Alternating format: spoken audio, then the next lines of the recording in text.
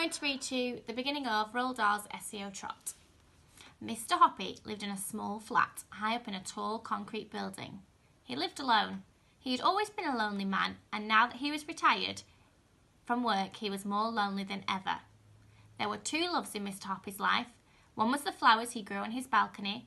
They grew in pots and tubs and baskets, and in the summer the little balcony became a riot of colour. Mr. Hoppy's second love was a secret he kept entirely to himself.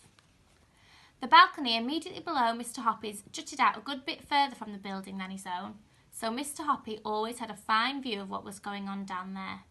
This balcony belonged to an attractive middle-aged lady called Mrs. Silver, and although she didn't know it, it was she who was the object of Mr. Hoppy's secret love. He had loved her from his balcony for many years, but he was a very shy man, and he had never been able to bring himself to give her even the smallest hint of his love. Every morning, Mr. Hoppy and Mrs. Silver exchanged polite conversation, the one looking down from above, the other looking up, but that was as far as it ever went. The distance between their balconies might not have been more than a few yards, but to Mr. Hoppy it seemed like 1,000,000 miles.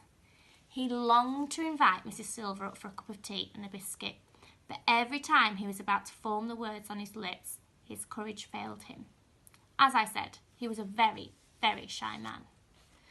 Oh, if only, he kept telling himself, if only he could do something tremendous like saving her life or rescuing her from a gang of armed thugs.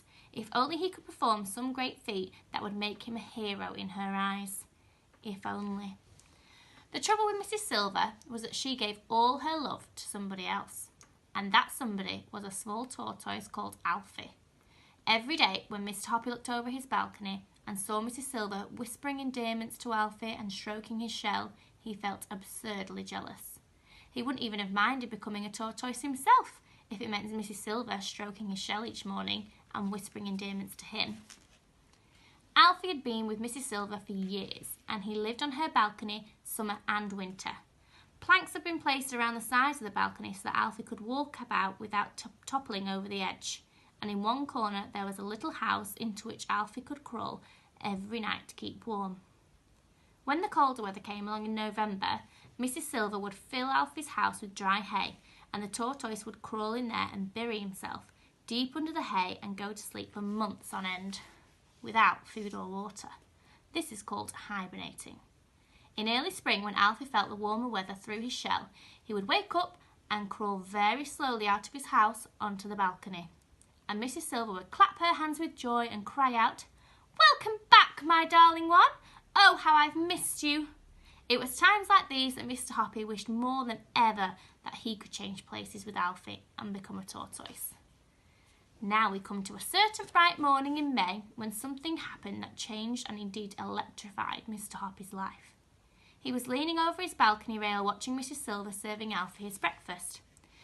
"Here's the heart of lettuce for you, my lovely," she was saying, "and here's a slice of fresh tomato and a piece of crispy celery." "Good morning, Mrs. Silver," Mr. Hoppy said. "Alfie's looking well this morning."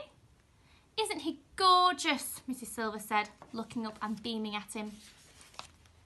"Absolutely gorgeous," Mr. Hoppy said, not meaning it. And now, as he looked down at Mrs. Silver's smiling face, gazing up into his own, he thought for the 1,000th time how pretty she was, how sweet and gentle and full of kindness, and his heart ached with love.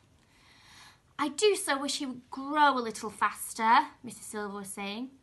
"Every spring, when he wakes up from his winter sleep, I weigh him on the kitchen scales, and do you know that in all the 11 years I've had him, he's not gained more than 3 ounces. That's almost nothing." "What does he weigh now?" Mr. Hoppy asked her. "Just 13 ounces, Mrs. Silver answered. "About as much as a grapefruit." "Yes, well, tortoises are very slow growers," Mr. Hoppy said solemnly, "but they can live for 100 years. "I know that," Mrs. Silver said, "but I do so wish he would grow just a little bit bigger. He's such a tiny wee fellow." "He seems just fine as he is," Mr. Hoppy said. "No, he's not just fine," Mrs. Silver cried. "Try to think how miserable it must make him to feel so titchy. Everyone wants to grow up." "You really would love him to grow bigger, wouldn't you?" Mr. Hoppy said, and even as he said it, his mind suddenly went click, and an amazing idea came rushing to his head. "Of course I would," Mrs. Silver cried. "I'd give anything to make it happen.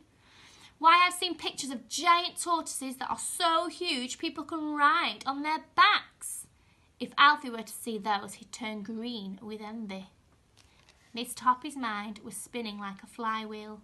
Here, surely, was his big chance. Grab it, he told himself. Grab it quick.